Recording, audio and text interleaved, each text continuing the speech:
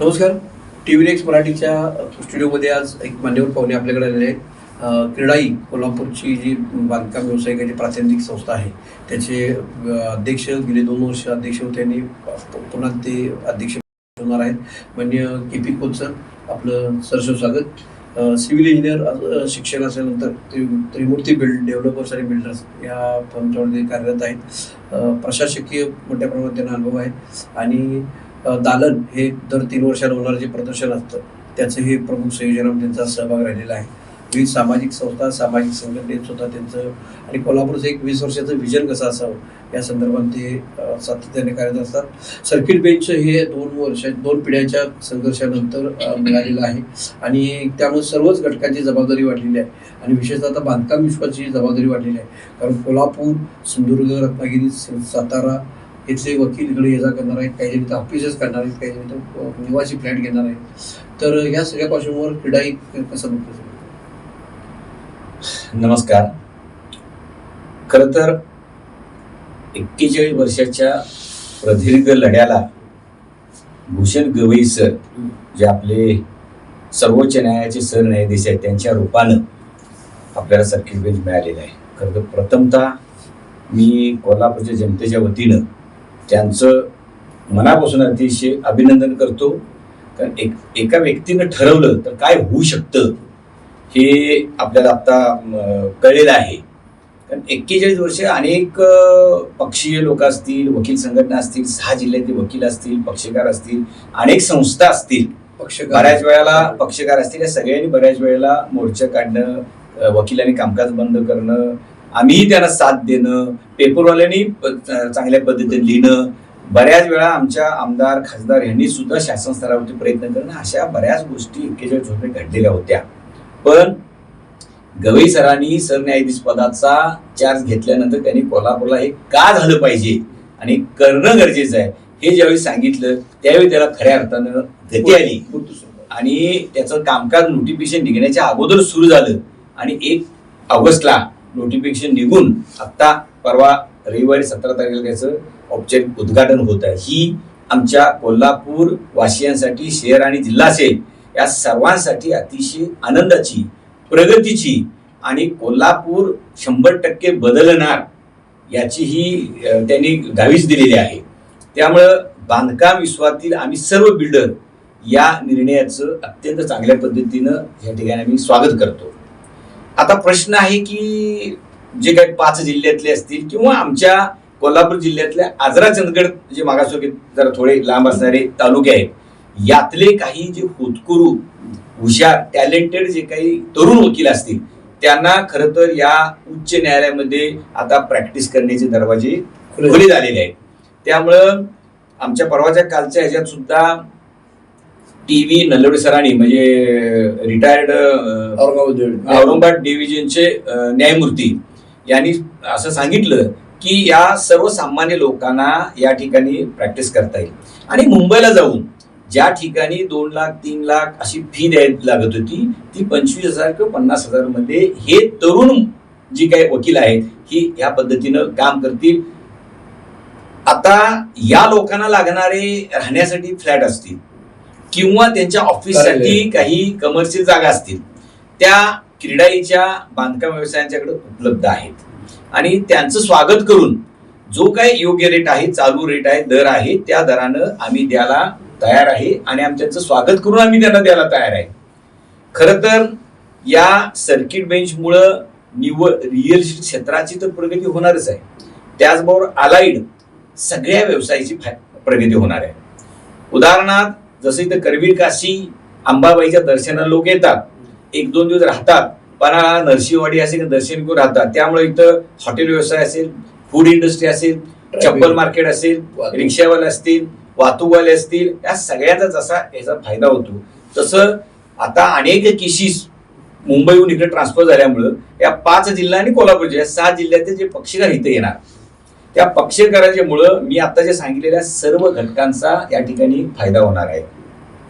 त्या लोकांना केससाठी म्हणून जर यायचं झालं ते कदाचित विथ फॅमिली पण येतील. का, चला आई अंबाबाईचं दर्शन घेऊ, कोल्हापूरचा तांबडा पांढरा रस्सा खाऊ, कोर्टाची तारीख करू आणि गावाला जाऊ. कारण कोल्हापूर एक सेंट्रल प्लेस आहे. आणि या सेंटर पासून जर आपण सोलापूर गेला, रत्नागिरी गेला, सिंधुदुर्ग गेला, सातारा गेला तर साधारणतः 3 तासाच्या आतला हा सगळा प्रवास आहे. मग सकाळी येऊन ही आपली हायकोर्टाची तारीख, वकिलांचं भेटणं असेल, हे सगळं करून महालक्ष्मी दर्शन घेणं असेल, काही खरेदी असेल आणि त्याचबरोबर इथल्या जेवणाचा आनंद घ्यायचा असेल, या सगळ्या गोष्टी घेऊन ते रात्री आपल्या घरी मुक्कामी जाऊ शकतात.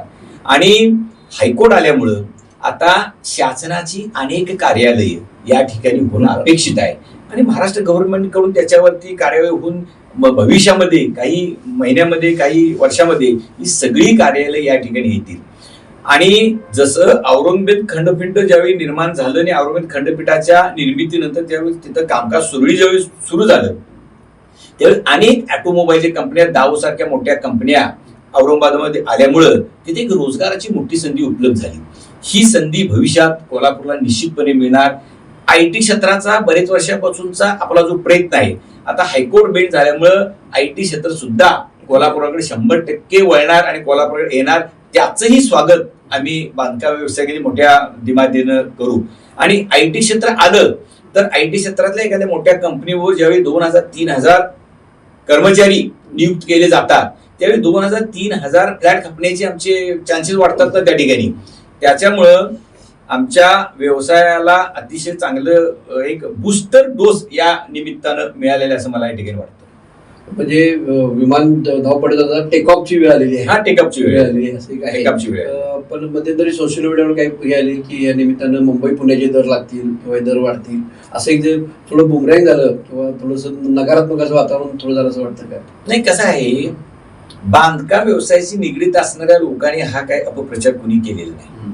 बांधकाम व्यवसायाशी निगडीत नसलेल्या लोकांनी खरं तर त्यांनी ही माहिती घ्यायला पाहिजे होती की बाबा हे दरवाढ झालेली आहे का. आता एखाद्या ठिकाणी एखाद्या माणसानं, बिल्डरला नव्हे मी म्हणतो, बिल्डराकडून ज्यांनी विकत घेतलेलं आहे आणि काही लोक इन्व्हेस्टर म्हणून घेतात आणि ती लोक घेऊन काय करतात, भाड्याने देतात किंवा ते रिसेल करतात. अशा कोणी जर अशा पद्धतीनं दरवाढ केली असेल तर त्याची आम्हाला कल्पना नाही. पण आमच्या क्रीडाईचे जवळजवळ 200 मेंबर आहेत, प्रत्येकाची बऱ्याचशी काही कामं चालू आहेत. कोल्हापुरामध्ये अनेक फ्लॅट आमच्या लोकांच्याकडे उपलब्ध आहेत, कमर्शियल जागा उपलब्ध आहेत. आमच्या लोकांनी काही दरवाढ केली नाही आणि हा चुकीचा मेसेज व्हायरल झाल्यामुळं आम्हाला काल माजी न्यायमूर्तींच्या समवेत आम्हाला एक त्यांना आश्वासन द्यायला लागलं की ही भाडेवाढ आमच्या बिल्डरांनी काही केलेली नाही. आमचे बिल्डर अशा पद्धतीनं कृत्रिम भाडेवाढ करून कोणाला तरी वेटीस धरून किंवा आम्हाला हा रिअल इस्टेटचा धंदा जो आहे किंवा व्यवसाय जो आहे आमचा, हा काय आमचा 6 महिन्यासाठी चालणार नाही, 6 महिन्यामध्ये आम्हाला हे वाढवून पैसे घेऊन इथनं जायचं असं नाही. रिअल इस्टेटचा धंदा हा सतत पुढे चालूच राहणार आहे. त्यामुळे फक्त सर्किट बेंच झाले म्हणून दरवाढून फ्लॅट विकून चालणार आहेत का? नाही. तर सर्किट बेंचमुळे जी काही या शहराची, जिल्ह्याची प्रगती होईल, भविष्यामध्ये जे इथं काही उद्योगधंदे येतील, भविष्यामध्ये इथं काही ऑटोमोबाईल इंडस्ट्री येतील, भविष्यामध्ये इथं काही IT पार्क येतील, त्या लोकांना सुद्धा या रिअल इस्टेट क्षेत्राची गरज आहे आणि ही गरज भागवणं ही आमच्या सगळ्या बिल्डरची जबाबदारी आहे. त्याच्यामुळे हा लॉंग टर्मचा व्यवसाय आहे, त्यामुळे शॉर्ट टर्मचा व्यवसाय नाही आहे की मार्केटमध्ये याचा तुटवडा भासायचा आणि उदाहरणार्थ एखादं भाजी असेल किंवा धान्याचं असेल की कुठल्या गोष्टीचा असेल की तुटवडा निर्माण करून त्याची किंमत वाढवली जाते कृत्रिम रीतीनं. तसं हे रिअल इस्टेट क्षेत्र नाही आहे. हे सातत्यानं जरी जुन्या बिल्डिंग झाल्या तरी त्या नवीन रिडेव्हलपमेंटला येतील, त्या नवीन बांधल्या जातील, नवीन काही बिल्डिंग होतील, हे होतच राहणार आहे. त्याच्यामुळं कृत्रिम भाडेवाढ काय आम्ही केलेली नाही, आम्ही काही करणार नाही. मुंबई पुन्हा एक ट्रेंड असतो की कार्यालय कम फ्लॅट असं लोक घेतात, तर तशा प्रकारे पुढच्या काळात काय आपले बदल असणार आहेत का किंवा त्या संदर्भात काय क्रीडाईल असं काय? नाही, अनेक बिल्डिंग मध्ये कमर्शियल आणि रेसिडेन्शियल असे प्रोजेक्ट होतातच ना, त्याच्यामुळे काही अडचण नाही. आणि काही वकील मंडळींचे ऑफिसेस जे आहे ते फ्लॅटमध्ये पण आहेत आणि सर्व्हिस आहे, त्याच्यामुळे फ्लॅटमध्ये त्यांना सर्व्हिस म्हणून त्यांचं ऑफिस करायला कुठली तशी काही अडचण असणार नाही याच्यामध्ये. बांधकाम व्यवसायाला पुष्ट मिळणार आहे, त्याबरोबर हॉटेलिंग आहे आणि ट्रॅव्हलिंग आहे, हे दोन आहेत. आणि त्याबरोबर कोल्हापूरचे रस्ते आणि हे डेव्हलप होणं गरजेचं आहे. फार खड्डेमय रस्ते असं कोल्हापूरची इमेज आहे, ती त्यासाठी महानगरपालिकाच्यावर मोठी जबाबदारी, लोकप्रतिनिधी मोठी जबाबदारी आली आहे. 100% कसं आहे, हायकोर्ट बेंच सजगाने अलर्ट असतं. शहरामध्ये, जिल्ह्यामध्ये काय चाललेलं आहे पेपरच्या माध्यमातून किंवा सगळ्या माध्यमातून सगळ्या बातम्या न्यायमूर्तींकडे पोहोचत असतात. त्यामुळं सर्किट बेंच आणि न्यायालय हिथं आल्यामुळं एक खरं तर ह्या सगळ्या प्रशासनावरती या सगळ्या म्हणजे जिल्हा प्रशासन असेल किंवा महाप्रशासनावरती एक खरं तर एक वॉच असा राहणार आहे सगळ्यांच्यावर. दबाव राहणार. त्यामुळे दबाव राहणार आहे, त्यामुळे न्यायव्यवस्थेचा न्यायव्यवस्थेत दबाव राहणार आहे. त्यामुळे सगळ्यांना अलर्ट राहून हे भविष्यामध्ये चांगलं काम करावं लागणार आहे. नाहीतर मग त्यांना दोषाला सामोरे जायची पाळी येणार आहे या प्रशासनाला. याबरोबर कोल्हापूरचा आदरातिथ्य एक सगळीकडे प्रसिद्ध आहे. नाही, खरं आहे.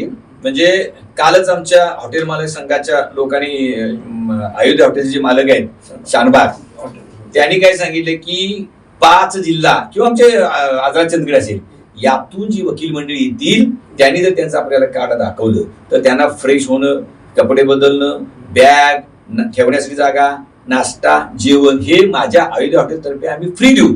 बघा त्यांनी डिक्लेअर केलं कोल्हापूरचा आदरातिथ्य जगात भारी. लक्षात आलं का?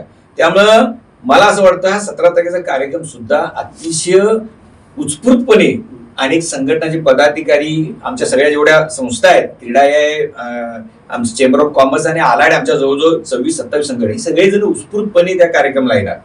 विविध पक्षाचे अधिकारी पदाधिकारी पण त्या ठिकाणी येणार बरेच, आणि सामान्य नागरिक पक्षकार सुद्धा हा सोहळा टिपण्यासाठी बघण्यासाठी निश्चितपणे बेरीबद्दल ग्राउंडवरती जमा होतील अशी माझी खात्री आहे.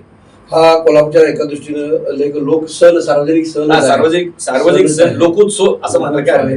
5 जिल्ह्यातले वकील येणार आहेत. मोठा त्याला प्रोटोकॉल आहे. न्यायाधीशापासून मुख्यमंत्री आणि दोन्ही उपमुख्यमंत्री या सर्वांमध्ये आहे. तर त्या संदर्भात आपण काय आवाहन करा?